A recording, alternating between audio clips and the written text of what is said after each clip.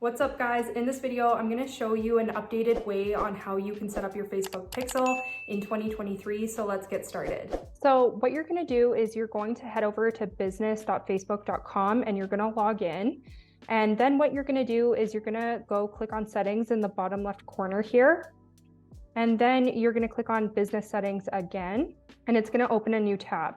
If you cannot find the settings button, what you can do is click on all tools.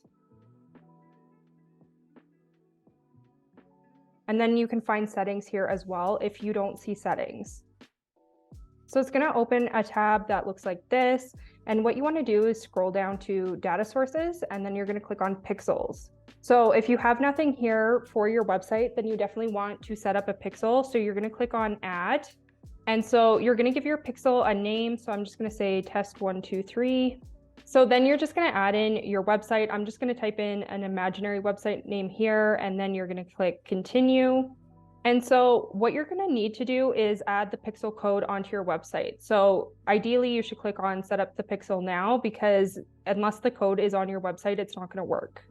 So there are a couple different ways that you can add the pixel to your website. You can do it manually by clicking on this button, and it's going to give you the code that you just have to put into the header of your website.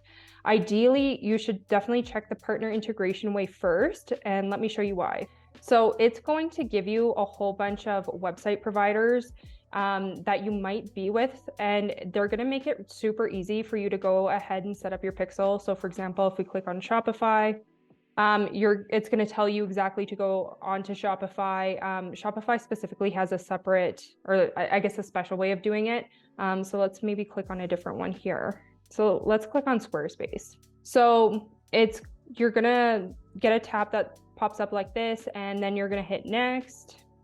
And then it's going to give you specific instructions on how you can set up your pixel on that particular platform. So this is really helpful. But if you don't see this, then what you want to do is click on the manual option.